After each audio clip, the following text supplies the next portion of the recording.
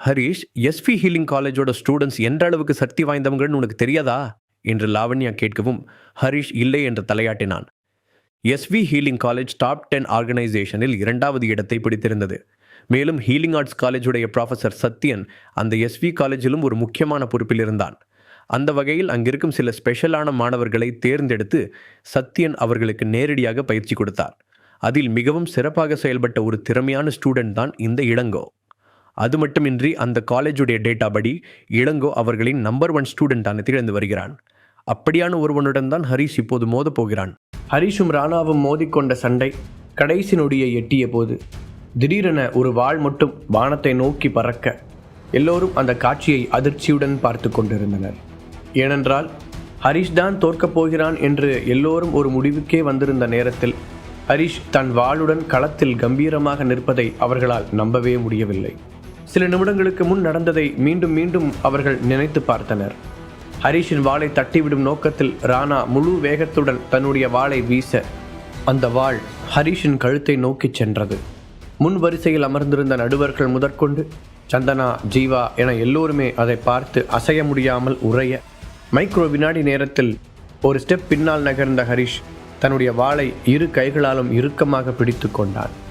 அவ்வளவு நேரமாக சேர்த்து வைத்திருந்த தன்னுடைய முழு பலத்தையும் அந்த வாளிற்கு மாற்றி மின்னல் வேகத்தில் அந்த ராணாவின் வாளை தடுத்தான். ராணா தன்னுடைய வாளை ஸ்ட்ராங்காக பிடித்திருந்த போதும் ஹரிஷ் காட்டிய பலத்திற்கு முன்னால் அவனால் எதுவுமே செய்ய முடியவில்லை. வாள் அவனுடைய கையில் இருந்து நழுவி மேலே பறந்தது. அன்றைய நாள் முழுவதும் நடந்த பல்வேறு சண்டை நிகழ்வுகளில் இந்த ஒரு காட்சி எல்லோரும் மனதிலும் ஒரு கூஸ் பம்ஸை தோற்றுவித்தது. எப்படி இது நடந்துச்சு என்று எல்லோரும் திகைப்புடன் பேசிக் கொண்டிருக்க மேலே பறந்து சென்று கிளிங் என்ற சத்தத்துடன் கீழே விழுந்த தன் வாளை பார்த்த ராணாவின் கண்களில் விவரிக்க முடியாத ஒரு கோபம் இருந்தது. அப்போது அதை பார்க்க வேட்டையாட காத்திருந்து இறை நழுவி போன புலியின் கொடூரம் தெரிந்தது. ஆனால் எல்லோரும் தன்னை கவனிப்பதை உணர்ந்து வழக்கம் போல வெகு சீக்கிரமாகவே அதை மறைத்து கொண்டவன் முகத்தை இயல்பாக வைத்து கொண்டான். உதட்டோரம் ஒரு குறுஞ்சிரிப்புடன் ஹரிஷை நோக்கி தன் கைகளை நீட்டியவன், வாழ்த்துக்கள், இத்தனை வருஷத்தில் என்னை முதலாக தோக்கடித்த ஒரு ஹீரோவை இப்போதான் நான் பார்க்குறேன் என்று கூறினான். ஹரிஷ் எதுவும் சொல்லாமல் ஒரு புன்னகையுடன் ராணாவின் கைகளை பற்றி குலுக்கினான். அடுத்த நொடியே இருவருக்குள்ளும் தீப்பற்றி எறிவது போல ஒரு நெருப்பு பரவ அவர்களையும் அறியாமல் பட்டென்று கைகளை விலக்கிக் கொண்டனர். அவர்களே வகுத்து கொண்ட போட்டி விதிமுறைகளின்படி ராணாவின் வாள் முதலில் கீழே விழுந்ததால் ஹரிஷ் வெற்றி பெற்றதாக அறிவிக்கப்பட்டது. 4வது ரவுண்டுக்கு செல்வதற்கு முன்பாக சிறிது இடைவெளி தரப்பட ஹரிஷ் அங்கிருந்து வெளியேறி ஜீவாவும் சந்தனாவும் இருந்த இடத்திற்கு சென்றான். நண்பா, கலக்கிட்டடா. ஜீவா அவனுடைய தோளில் தட்ட சந்தனா ஹரிஷை பெருமையுடன் பார்த்தாள். இதெல்லாம் ஒரு பெரிய விஷயமே இல்லை, போட்டினா யாரோ ஒருத்தர் ஜெயிக்க தான் போகிறாங்க என்று சாதாரணமாக பதில் சொன்ன ஹரிஷ் அவர்கள் இருவருக்கும் நடுவில் உட்கார்ந்தான். சந்தனா தன்னுடைய சுடிதார் ஷாலை எடுத்து அவனுடைய வேர்வையை துடைத்துவிட ஹரிஷ் அவளை காதலுடன் பார்த்தான். டேய், நானும் இங்கே தான் இருக்கேன், கொஞ்சம் அளவா பண்ணுங்கடா. இந்த மாதிரிலாம் ரொமான்ஸ் பண்ண முடியும்னு தெரிஞ்சிருந்தா பேசாமல் நானும் இதே காலேஜில் திவ்யாவை சேர்த்து விட்டுருப்பேன். ஜீவா புலம்ப சந்தனா வெட்கத்துடன் சிரித்தாள். கண்ணு வைக்காத எருமை, நானே இப்போ தான் அவளை சமாதானப்படுத்தி வச்சுருக்கேன். உனக்கு பிஸ்னஸ் பார்க்க ஆள் வேணும்னு தானே திவ்யாவை விட்டுட்டு நீ மட்டும் வந்து சேர்ந்த, இப்போ என்னமோ ஓவரா சீன் போடுற? ஹரிஷ் பதிலுக்கு கிண்டல் செய்ய அவனை முறைத்த ஜீவா, இர்ரா, பூஜா விஷயத்துக்கு தானே சந்தனா கோவப்பட்டா, அந்த அக்ஷரா மேட்ரா அவகிட்ட சொல்கிறேன் என்று அடிக்குரலில் ஹரிஷை மிரட்டினான். இது அக்ஷரா மேட்ரா? நீ சொல்கிறத கேட்கும்போதே ஒரு மாதிரி தாண்டா இருக்கு மச்சான். இப்போ தான் என் குடும்ப வாழ்க்கை கொஞ்சம் நல்லா போயிட்டுருக்கு, தயவு செஞ்சு போகிற போக்கில் அதில் எதையாவது கொளுத்தி போட்டுட்டு போயிடாத. ஹரிஷ் அவனிடம் கெஞ்சுவது போல கேட்க, அப்படி வா வழிக்கு என்றான் ஜீவா. ஹலோ, நீங்கள் 2 பேரும் பேசுகிறதெல்லாம் நான் கேட்டுட்டு தான் இருக்கேன் என்று சந்தனா சிரிப்பை அடக்கியபடி கோபமாக முகத்தை வைத்து கொண்டு கூற ஹரிஷ் பரிதாபமாக முழித்தான். அதை பார்த்து சந்தனாவும் ஜீவாவும் சத்தமாக சிரிக்க அங்கிருந்த சில கண்கள் அவர்கள் மூவரையும் பொறாமையாக பார்த்தது. அதே நேரத்தில் போட்டியை கவனித்துக் கொண்டிருந்த ப்ரொஃபஸர்கள் மத்தியில் ஹரிஷை பற்றிய பேச்சு வந்தது. உண்மையிலேயே அந்த பையன் இன்னைக்கு நான் ரொம்ப இம்ப்ரெஸ் பண்ணிட்டு இருக்கான். இந்த மாதிரி ஒரு வாள் சண்டையை நான் பார்த்ததே இல்லை. அதுவும் போட்டியோட ஆரம்பத்தில் அவங்க 2 பேரும் யூஸ் பண்ண டெக்னிக்ஸ் எல்லாமே ரொம்ப புதுசாக இருந்துச்சு.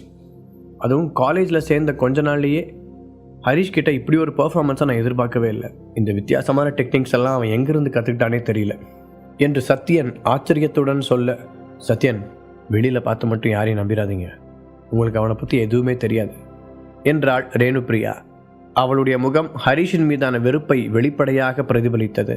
ஏன், ஹரிஷுக்கு என்ன, நல்ல பையன் மாதிரி தானே தெரிகிறான்.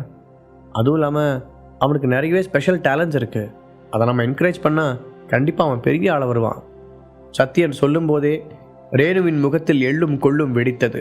வெறும் டேலண்ட்ஸ் மட்டும் இருந்தால் போதுமா? அவன் நீங்கள் நினைக்கிற மாதிரி கிடையாது. உண்மையிலேயே அவன் யாருன்னு தெரியுமா? நியூயார்க்கில் இருக்கிற ராஜேஸ்வரன் குடும்பத்தை சேர்ந்தவன். அவங்க எவ்வளோ பவர்ஃபுல்லானவங்கன்னு உங்களுக்கே தெரியும். இவன் பண விஷயத்தில் அவனோட சொந்த குடும்பத்துக்கே துரோகம் பண்ணதுனால அவங்க இவனை வெளியே துரத்திட்டாங்க.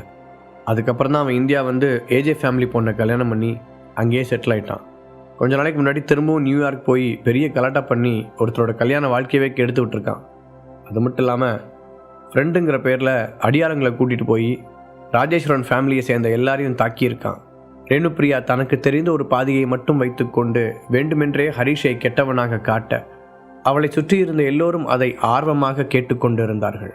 இது எல்லாத்தையும் விட ராஜேஸ்வரன் சாருக்கு ரொம்ப உடம்பு சரியில்லாமல் ஹாஸ்பிட்டல் அட்மிட் பண்ணியிருந்தாங்க. அப்போது இவன் பிளட் கொடுத்தா அவரை காப்பாற்ற முடியும்னு ஒரு சுச்சுவேஷன் இருந்துச்சு. ஆனால் ஹரிஷ் அவருக்காக ரத்தம் கொடுக்காததுனால கொஞ்ச நாளைக்கு முன்னாடி அவர் இறந்துட்டார்.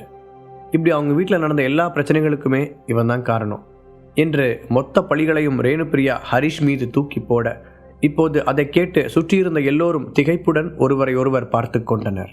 அங்கிருந்தவர்களில் ராஜேஸ்வரன் குடும்பத்திற்கு நேரடியாக அறிமுகமான ஆள் ரேணுபிரியா மட்டும்தான் என்பதால் அவள் சொல்வதை அவர்கள் நம்பத் தொடங்கினார்கள். கிறிஸ்டியோடு அவன் சண்டை போட்ட விதத்தை வச்சு நான் கூட நல்லவன்னு நினச்சிட்டேன். ஆனால் நீங்கள் சொல்கிறத பார்த்தா அப்படி இல்லை போல. ஒரு கல்யாண வாழ்க்கையை கெடுத்து விட்டு தன்னோட சொந்த குடும்பத்திலேயே குழப்பத்தை உண்டு பண்ணி ராஜேஸ்வரன் சாரோட சாவுக்கும் காரணமாக இருந்தவன் எப்படி நல்ல பையனாக இருப்பான்? ஒருவர் கோபமாக கூற, எனக்கு அவனை முதல் தடவை பார்க்கும்போதே ரொம்ப மோசமானவன் தெரிஞ்சிருச்சு. அவன் செஞ்ச ஒரு தப்பை தட்டி கேட்டதுக்காக ஒரு டீச்சர்னு கூட மரியாதை இல்லாமல் என்னை அவ்வளோ பேர் முன்னாடி போட்டு அடித்தான். இந்த மாதிரி ஒருத்தனை யாரால தான் பொறுத்துக்க முடியும்? அதான் வீட்டை விட்டே துரத்தி விட்டுருப்பாங்க என்று தயாளன் தன் பங்கிற்கு அங்கு எரிந்த தீயில் எண்ணெயை ஊற்றினான். ஏற்கனவே ஹரிஷின் மீது ஆத்திரத்தில் இருந்தவன் கிடைத்த இந்த வாய்ப்பை பயன்படுத்தி கொண்டான். அவனோட உண்மையான குணம் இவ்வளோ மோசமானதாக இருந்தால் ஃப்யூச்சரில் அது நம்ம எல்லாரையுமே பாதிக்கும் என்றார் இன்னொருவர். ஹரிஷின் திறமையை பார்த்து பொறாமை கொண்ட அவர் எப்படியாவது அவனை வளரவிடக்கூடாது என்று முடிவெடுத்து இதை கூறினார். மொத்தத்தில் அங்கிருந்த பெரும்பான்மையானோர் ஹரிஷின் அதீத திறமையை பார்த்து பயந்து போயிருந்தார்கள். இப்போது அவனை பற்றி சில மோசமான விஷயங்கள் தெரிய வந்ததும் அதை சாக்காக வைத்து ஹரிஷின் வளர்ச்சியை இதோடு நிறுத்த முயற்சித்தனர். மேலும் எதிர்காலத்தில் அவனை முன்வைத்து ஹீலிங் ஆர்ட்ஸ் காலேஜ் தங்களுக்கு பெரும் அச்சுறுத்தலாக மாறும் என்று நினைத்தவர்கள் இதை ஒரு நல்ல வாய்ப்பாக பயன்படுத்தி கொள்ள நினைத்தார்கள். அவர்கள் பேசிக்கொள்வதையெல்லாம் கேட்ட ரேணுபிரியா யாமினியை பார்த்து திருப்தியாக சிரித்தாள். இங்கிருக்கும் உயர்மட்ட தலைவர்கள் எல்லோரையும் ஹரிஷுக்கு எதிராக திருப்ப வேண்டும் என்ற அவளுடைய திட்டம் பலித்ததை நினைத்து ரேணுபிரியாவிற்கு சந்தோஷமாக இருந்தது. அவள் விரித்த வலையில் அங்கிருந்த 3 பேர் மட்டும்தான் விழவில்லை. முதலாவது ஹீலிங் ஆர்ட்ஸ் காலேஜின் வைஸ் பிரசிடென்ட் நாதன். அவருக்கு ஏற்கனவே ஹரிஷ் பற்றி தெரியும் என்பதால் ரேணுபிரியா என்ன செய்ய முயற்சிக்கிறாள் என்பதை அவரால் தெளிவாக புரிந்து கொள்ள முடிந்தது. இரண்டாவது, ஹரிஷின் மீது அபிமானம் கொண்டிருந்த சத்யன். ஓரளவிற்கு மனிதர்களை புரிந்து கொள்ள முடிந்த அவரால் ரேணுபிரியா சொல்வது பொய் என்பதை எளிதாகவே யூகிக்க முடிந்தது. தலையை திருப்பி ஜீவாவிடம் சிரித்து பேசிக் கொண்டிருந்த ஹரிஷை சிறிது நேரம் உற்று பார்த்தவர், நிச்சயமா இவன் இதெல்லாம் செஞ்சிருக்க வாய்ப்பே இல்லை. அவன் முகத்தில் இருக்கிற உற்சாகத்தையும் தாண்டி மனசுக்குள்ள ஏதோ ஒரு நிரந்தரமான சோகம் இருக்கிறத என்னால் புரிஞ்சுக்க முடியுது. அது ஒருவேளை சொந்த குடும்பத்தாலேயே புறக்கணிக்கப்பட்டதா கூட இருக்கலாம் என்று ஹரிஷை பற்றி சரியாகவே கணித்தான். கடைசியாக அவர்கள் பேசுவதையெல்லாம் ஓரமாக நின்று கேட்டுக்கொண்டிருந்த ராணாவின் முகத்தில் ஒரு தீவிர யோசனை தெரிந்தது. அவன் எதை பற்றி யோசிக்கிறான் என்று கண்டுபிடிக்க முடியவில்லை என்றாலும் ரேணுபிரியா சொன்னதை நம்பியதற்கான தோற்றம் அவனிடம் தெரியவில்லை. ஹரிஷை பற்றி அவர்கள் பேசும் எல்லாவற்றையும் உன்னிப்பாக கவனித்துக் கொண்டிருந்தவன் அவர்கள் ஒவ்வொருவரை பற்றியும் நன்றாக புரிந்து கொண்டான். திடீரென அவருடைய முகத்தில் ஒரு இகழ்ச்சியான சிரிப்பு தோன்றியது. இதெல்லாம் தெரியாமல் நான் வேற அவன் ஹெர்பலிஸ்ட் சொசைட்டிக்கு அனுப்பி வைக்க சொல்லி நாதன் சார் கிட்ட கேட்டுக்கிட்டு இருந்தேன். நல்ல வேளை அது நடக்காமல் போச்சு. ஆனால் ஹரிஷ் மாதிரி ஒருத்தன் நம்ம ஆர்கனைசேஷனுக்குள்ளே இருக்கிறத ஹெர்பலிஸ்ட் சொசைட்டி ஒரு காலத்திலையும் அனுமதிக்காது. கூடிய சீக்கிரத்திலேயே அவனுக்கு ஒரு முடிவு கட்டியாகணும் என்றாள் நதியா. அவள் அதை சொல்லும்போது எல்லோருடைய பார்வையும் அவள் மீதுதான் இருந்தது. அங்கிருந்த பெரும்பான்மையானோர் மனதிலும் அதே எண்ணம்தான் இருந்தாலும் யாருக்கும் அவளைப் போல சத்தமாக சொல்லும் தைரியம் இல்லை. இப்போது நதியாவே தொடர்ந்தாள், நாம் எல்லாரும் ஒரே மாதிரி தானே யோசிக்கிறோம். இப்போவே ஹரிஷ் இங்கே இருக்கிற எல்லாரை விடவும் அதிக சக்தியோடு இருக்கான். ஒருவேளை அவனோட வலிமையும் திறமையும் இன்னும் அதிகமாச்சுன்னா ஒரு நாள் இல்லாட்டி ஒரு நாள் நம்ம எல்லாருக்கும் எதிரியாக மாறி நிற்பான். அப்படி அவன் நம்மளால் கையாளவே முடியாத அளவுக்கு பலசாலியாக மாறி நிற்கிறதுக்கு முன்னாடி அவனை இங்கிருந்து வெளியே அனுப்புறது நல்லது. அவள் சொல்லி முடிக்க அங்கிருந்த யாருமே அதற்கு எதிர்ப்பு தெரிவிக்காமல் அமைதியாக இருந்தனர். அதை நாம மட்டுமே முடிவு செய்ய முடியாதுல்ல என்று ஒரு ப்ரொஃபஸர் முணுமுணுக்க நதியா கேள்விக்குறியுடன் அவரை பார்த்தாள். ஹரிஷ் ஹீலிங் ஆர்ட்ஸ் காலேஜோட ஸ்டூடெண்ட். அவனை வெளியே அனுப்பணுமா வேண்டாமாங்கிறத முடிவெடுக்கிற ரைட்ஸ் அந்த காலேஜ் மேனேஜ்மெண்ட் கிட்ட தான் இருக்குது. அந்த ப்ரொஃபஸர் விளக்க மற்றவர்களின் முகத்திலும் அதை ஆமோதிக்கும் பாவனை தெரிந்தது. அவ்வளோதானே, ஹீலிங் ஆர்ட்ஸ் காலேஜில் இருந்து அவனை ஈஸியாக வெளியேற்றலாம். அதாவது அதுக்கு சத்யன் நமக்கு ஹெல்ப் பண்ணணும். அவர் மேனேஜ்மெண்ட் கிட்ட எடுத்து சொன்னால் அவங்க புரிஞ்சுக்குவாங்க. அப்படி இல்லைனாலும் ஹெர்பலிஸ்ட் சொசைட்டியோட தலைவர் இதில் தலையிட்டா யாராலையும் அவரை எதிர்த்து பேச முடியாது. நதியா ஒரு அலட்சியத்துடன் கூற சத்யன் முகத்தில் எந்த உணர்ச்சியையும் காட்டாமல் நின்றான். எல்லோருடைய பார்வையும் அவன் பக்கம் திரும்ப, நீங்கள் சொல்கிறதுக்கெல்லாம் ஏதாவது ஆதாரம் இருக்கா? வெறும் குற்றச்சாட்டுகளை வச்சு நாம் எந்த முடிவுக்கும் வந்துட முடியாது. அதை சரி பார்த்து ஹரிஷ் மேலே தப்பு இருக்குன்னு முடிவானாதான் நீங்கள் சொல்கிற மாதிரியெல்லாம் செய்ய முடியும். ஹரிஷ் இந்த காலேஜில் படிக்கிறான்னா மேனேஜ்மெண்ட்டில் அவனை பற்றின டீட்டெயில்ஸ் செக் பண்ணி தான் சேர்த்துருப்பாங்க. ஒருவேளை ரேணு மேடம் சொல்கிற மாதிரி நடந்திருந்தா கண்டிப்பாக அவனுக்கு இந்த காலேஜில் இடம் கிடச்சிருக்காது. ஸோ இப்போதைக்கு இந்த போட்டியில் கவனம் செலுத்தலாம்.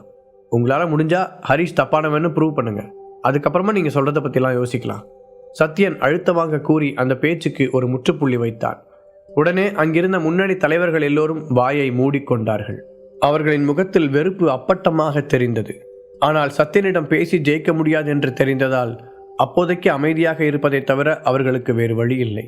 அப்போது மற்ற களங்களிலும் போட்டி முடிந்திருக்க அறிவிப்பாளர் 4வது ரவுண்டிற்கான லிஸ்டை வாசித்தார். அதன்படி இந்த முறை ஹரிஷுக்கு எதிராக எஸ்வி ஹீலிங் காலேஜை சேர்ந்த இளங்கோ என்ற ஸ்டூடெண்டின் பெயர் அறிவிக்கப்பட அதை கேட்ட வைபவின் முகம் பளிச்சென்று லைட் போட்டது போல மாறியது. ராணா எப்படியாவது ஹரிஷை தோற்கடித்து வெளியேற்றுவான் என்று நம்பியிருந்த வைபவுக்கு அப்படி நடக்காதது பெரும் ஏமாற்றமாக இருந்தது. அது மட்டுமின்றி அதில் ஹரிஷ் ஜெயித்த பிறகு பெண்கள் அனைவரும் அவனை ஹீரோவாக தூக்கி வைத்து கொண்டாட இங்கு வைபவால் எரிச்சல் தாங்க முடியவில்லை. இப்போது அதற்கு ஆறுதல் அளிக்கும் விதமாக இந்த அறிவிப்பை பார்த்தவன் ஹரிஷை ஏளனத்துடன் நோக்கினான். ஹரிஷ், இந்த டைம் நீ போட்டியில் பின்வாங்கிறது ரொம்ப நல்லது. உனக்கு ஆப்போசிட்டில் சொன்ன பேர் யாரோடதுன்னு கேட்டல என்று அவன் நக்கலாக கேட்க, ஏதோ இளங்கோன்னு சொன்னாங்க, அது யாருன்னு எனக்கு தெரியாது. ஆனால் எதை வச்சு இந்த போட்டியில் என்னால் ஜெயிக்க முடியாதுன்னு நினச்சி பின்வாங்க சொல்கிற? இந்த இளங்கோ அவ்வளோ பயங்கரமான ஆளா? ஹரிஷ் சாதாரணமாக கேட்க வைபவ் மட்டும் இல்லாமல் அவனை சுற்றியிருந்த எல்லோரும் ஹரிஷை ஒரு முட்டாளை போல பார்த்தனர். ஹரிஷ், எஸ்வி ஹீலிங் காலேஜோட ஸ்டூடெண்ட்ஸ் எந்த அளவுக்கு சக்தி வாய்ந்தவங்கன்னு உனக்கு தெரியாதா என்று லாவண்யா கேட்கவும் ஹரிஷ் இல்லை என்று தலையாட்டினார். எஸ்வி ஹீலிங் காலேஜ் டாப் 10 ஆர்கனைசேஷனில் 2வது இடத்தை பிடித்திருந்தது. மேலும் ஹீலிங் ஆர்ட்ஸ் காலேஜுடைய ப்ரொஃபஸர் சத்யன் அந்த எஸ்வி காலேஜிலும் ஒரு முக்கியமான பொறுப்பில் இருந்தார். அந்த வகையில் அங்கிருக்கும் சில ஸ்பெஷலான மாணவர்களை தேர்ந்தெடுத்து சத்யன் அவர்களுக்கு நேரடியாக பயிற்சி கொடுத்தார். அதில் மிகவும் சிறப்பாக செயல்பட்ட ஒரு திறமையான ஸ்டூடெண்ட் தான் இந்த இளங்கோ. அது மட்டுமின்றி அந்த காலேஜுடைய டேட்டா படி இளங்கோ அவர்களின் நம்பர் 1 ஸ்டூடெண்ட்டாக திகழ்ந்து வருகிறான். அப்படியான ஒருவனுடன் தான் ஹரிஷ் இப்போது மோதப் போகிறான். முழு கதையையும் கேட்டு மகிழ பாக்கெட் FM ஆப்பை டவுன்லோட் செய்யுங்கள். லிங்க் டிஸ்கிரிப்ஷனில் கொடுக்கப்பட்டுள்ளது.